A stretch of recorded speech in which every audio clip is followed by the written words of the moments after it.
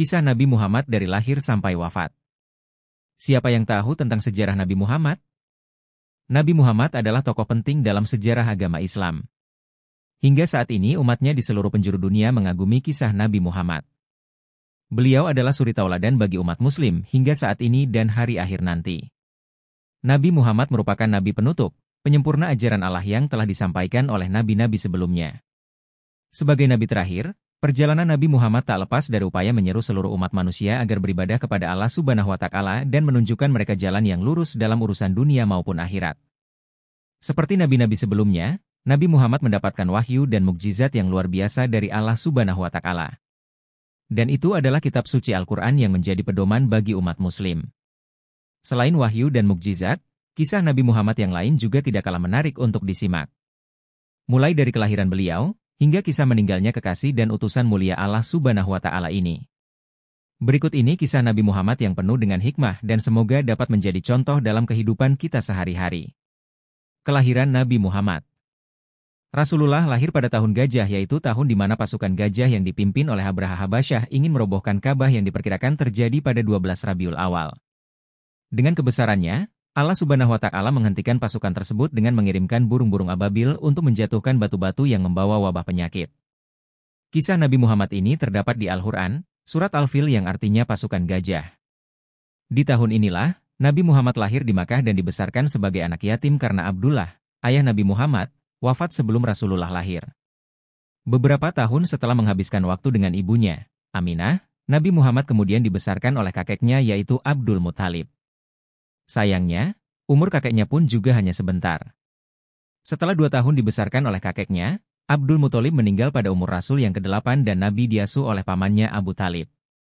Abu Talib dikenal dengan orang yang dermawan walaupun hidupnya fakir atau tidak mencukupi kebutuhan sehari-harinya. Hanya dengan keadaan tersebut, Nabi Muhammad dapat berkembang dan tumbuh dengan pamannya. Nabi Muhammad mendapatkan wahyu pertama. Sebelum menjadi seorang rasul, Nabi Muhammad telah mendapatkan beberapa karunia istimewa dari Allah seperti wajahnya yang bersih dan bersinar yang mengalahkan sinar bulan, tumbuh suburnya daerah tempat Halimah, ibu yang menyusui Nabi, padahal tadinya gersang dan kering, dan lain sebagainya. Itulah tanda-tanda kebesaran Allah yang menandakan akan datangnya Nabi yang terakhir yang memiliki kedudukan yang tertinggi nantinya. Pada saat Rasul ingin mendapatkan wahyu pertamanya, Rasul mendapatkan sebuah mimpi malaikat Jibril menghampirinya. Rasul pun menyendiri di Gua Hira, tepatnya di sebelah atas Jabal Nur. Disitulah Rasul diperlihatkan bahwa mimpinya adalah benar. Malaikat Jibril pun datang kepada Rasul dan turunlah wahyu yang pertama yang ia bawakan dari Allah dalam surat Al-Alaq yang artinya, bacalah dengan menyebut nama Tuhanmu yang menciptakan, Dia telah menciptakan manusia dari segumpal darah. Bacalah, dan Tuhanmulah yang Maha Pemurah, yang mengajar manusia dengan perantaraan kalam. Dia mengajarkan kepada manusia apa yang tidak diketahuinya. Quran Surat Al-Alaq 1:4. Walaupun Nabi merasa ketakutan, disitulah kisah Nabi Muhammad sebagai Rasul dimulai.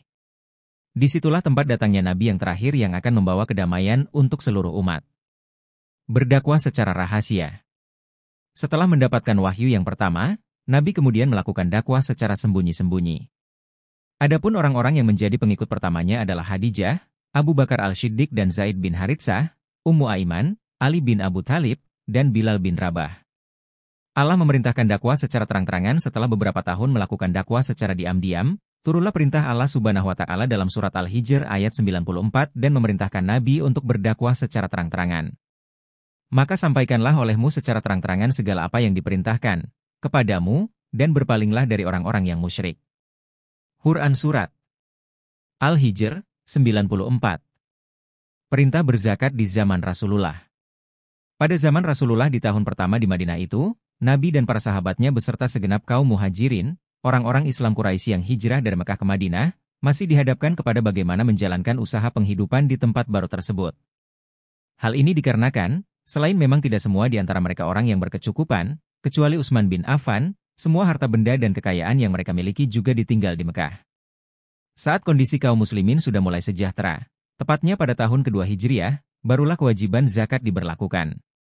Nabi Muhammad langsung mengutus Mu'adz bin Jabal menjadi kadli di Yaman. Rasul pun memberikan nasihat kepadanya supaya menyampaikan kepada ahli kitab beberapa hal, termasuk menyampaikan kewajiban zakat dengan ucapan, Disampaikan bahwa Allah telah mewajibkan zakat kepada harta benda mereka, yang dipungut dari orang-orang kaya dan diberikan kepada orang-orang miskin di antara mereka. Sebagai kepala negara saat itu, ucapan Rasul langsung ditaati oleh seluruh umat muslim tanpa ada perlawanan. Harta benda yang dizakati pada zaman Rasulullah yakni, binatang ternak seperti kambing, sapi, unta, kemudian barang berharga seperti emas dan perak, selanjutnya tumbuh-tumbuhan seperti syair, jelai, gandum, anggur kering, kismis, serta kurma. Namun kemudian, berkembang jenisnya sejalan dengan sifat perkembangan pada harta atau sifat penerimaan untuk diperkembangkan pada harta itu sendiri, yang dinamakan ji'ilat. Berdasarkan ji'ilat, itulah ditetapkan hukum zakat. Prinsip zakat yang diajarkan Rasulullah adalah mengajarkan berbagi dan kepedulian, oleh sebab itu zakat harus mampu menumbuhkan rasa empati serta saling mendukung terhadap sesama muslim. Dengan kata lain, zakat harus mampu mengubah kehidupan masyarakat, khususnya umat muslim. Kurban di zaman Rasulullah. Nabi Muhammad melaksanakan kurban saat melakukan haji wada di Mina. Pada saat itu Rasulullah menyembelih 100 ekor unta. Beliau menyembelih sendiri sebanyak 63 ekor unta, sementara sisanya disembelih oleh Ali bin Abi Thalib karamallahu wajhah. Seluruh hewan kurban tersebut disembelih setelah sholat Idul Adha, Quran Surat Al-Hajj 36. Dalam surah Al-Hajj ayat 36 tersebut dijelaskan tentang jenis hewan yang dijadikan kurban, tujuan dari berkurban, cara menyembelih hewan kurban, waktu memakan daging kurban, dan orang-orang yang dapat memakan daging kurban. Peristiwa Isra Mikraj. Pada tahun ke-11 era Nabi Muhammad terjadi peristiwa yang menyedihkan. Tahun ini sering disebut dengan tahun kesedihan karena pamannya Abu Thalib dan istrinya Khadijah wafat pada tahun tersebut. Setelah peristiwa tersebut, Allah kemudian mengutus malaikat Jibril untuk mendampingi Rasul dalam melakukan perjalanan dari Masjidil Haram ke Masjidil Aqsa yang disebut dengan Isra yang dimana setelah itu Rasulullah melakukan perjalanan kembali dari Masjidil Aqsa ke langit ketujuh yang disebut sebagai Mikraj. Disitulah, Rasulullah mendapatkan perintah sholat 5 waktu yang wajib dikerjakan seluruh umat Islam. Selain itu ada beberapa hal yang perlu sahabat telisik lebih dalam kisah Nabi Muhammad di balik peristiwa Isra Miraj yang jarang diketahui. Mukjizat Nabi Muhammad. Turunnya Al-Quran.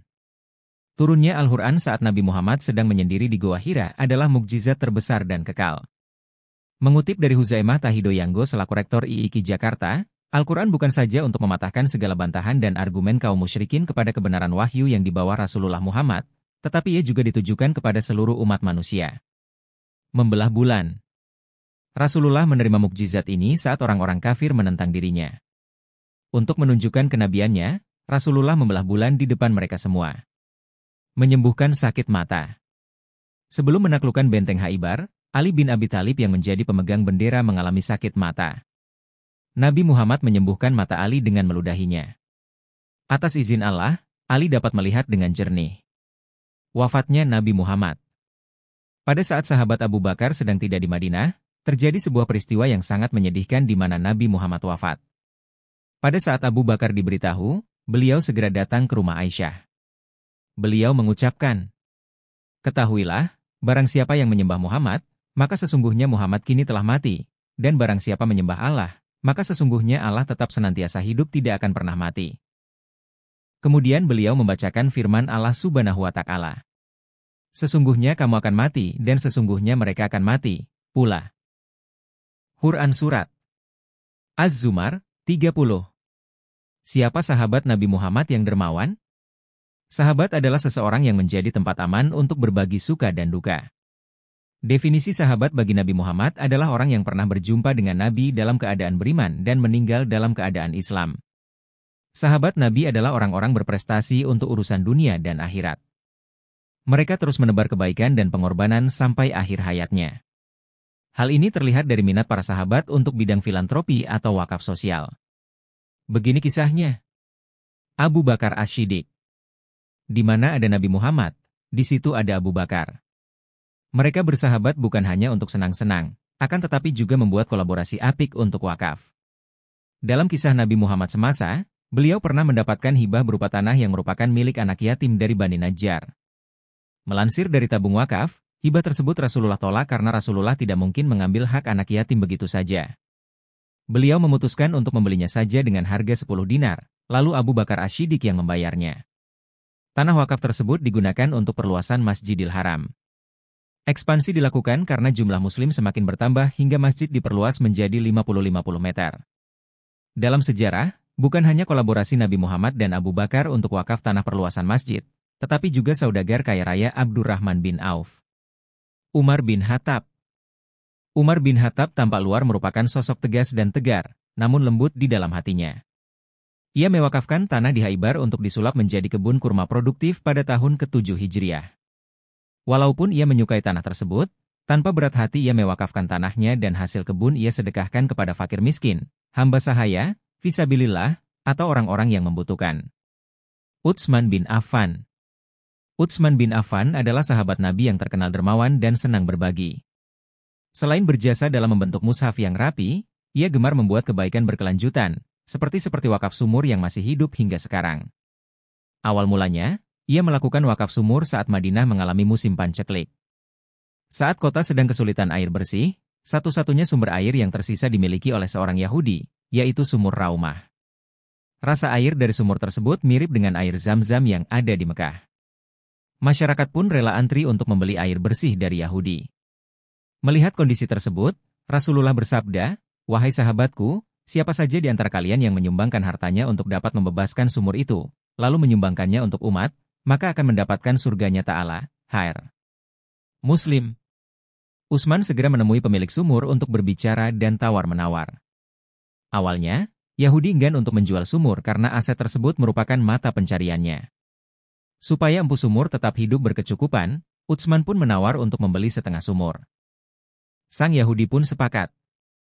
Akan tetapi, karena kebutuhan yang tinggi, Utsman pun menawar lagi untuk membeli seluruh sumur. Atas kesepakatan harga, Yahudi pun setuju untuk menjual seluruh sumurnya. Semua orang dapat menggunakan air secara gratis, termasuk Yahudi sebagai sang empu sumur. Lingkungan di sekitar sumur tumbuh subur. Kehadiran sumur menjadi berkah bagi seluruh masyarakat karena air melimpah ruah. Lingkungan di sekitar sumur juga ditumbuhi 1.500 pohon kurma yang hasilnya layak dijual ke pasar. Sampai sekarang, hasil dari kebun kurma dikelola dan diawasi oleh Departemen Pertanian Arab Saudi. Sebagian dari keuntungan digunakan untuk membiayai anak-anak yatim atau fakir miskin. Lalu, sebagian disimpan di rekening khusus atas nama Utsman bin Affan. Saking melimpah, surplus digunakan untuk membeli tanah di kawasan elit untuk membangun hotel pariwisata di dekat Masjid Nabawi. Ali bin Abi Thalib. Sahabat adalah sosok yang hadir saat suka dan duka. Ali bin Abi Thalib adalah sahabat Nabi Muhammad yang belajar tentang Islam sejak usia dini. Salah satu bentuk pengorbanannya yaitu Ali menyamar menjadi Nabi Muhammad dengan tidur di atas tempat tidurnya saat Rasulullah hijrah. Saat kaum kafir Quraisy ingin menyerang, ternyata mereka menemukan Ali yang berada di tempat tidur. Sontak, para penyerang merasa sia-sia menunggu semalaman untuk membunuh Nabi Muhammad. Mereka pun meninggalkan Ali yang juga kaget melihat para pemberontak. Supaya tidak ketahuan, Ali menyusul hijrah ke Madinah sendirian selang 3 hari pasca penyerangan. Ia bersembunyi pada siang hari, lalu melanjutkan perjalanan pada malam hari. Itu adalah bentuk kesetiaan Ali terhadap Rasulullah. Talhah bin Ubaidillah. Semasa hidupnya, Nabi Muhammad dikelilingi oleh sahabat yang dermawan, seperti Talhah bin Ubaidillah. Ia mewakafkan harta berupa kebun miliknya sendiri. Kalau beliau terlalu memikirkan duniawi, ia bisa saja menjual kebun Bairuha dengan harga sangat mahal. Akan tetapi, Abu Talhah bukanlah sosok tamak. Ia tanpa ragu berwakaf untuk meningkatkan kesejahteraan umat Islam. Ia memutuskan untuk berwakaf saat mendengar ayat dari surat Ali Imran ayat 92. Artinya, kamu sekali-kali tidak sampai kepada kebajikan yang sempurna, sebelum kamu menafkahkan sebagian harta yang kamu cintai. Apa saja yang kamu nafkahkan maka sesungguhnya Allah mengetahuinya. Quran Surat Ali Imran 92. Ayat ini memacu motivasinya untuk menjemput kehidupan akhirat yang bahagia. Maka dari itu, ia tidak ragu berwakaf atas nama Allah dan Rasulullah. Itulah ringkasan cerita kehidupan Nabi Muhammad yang wajib kita ketahui, terutama kita sebagai umat Muslim. Semoga dengan mengetahui Rasulullah ini kita dapat belajar lagi dan menjadikannya sebagai pedoman hidup kita, salah satunya ketika berzakat.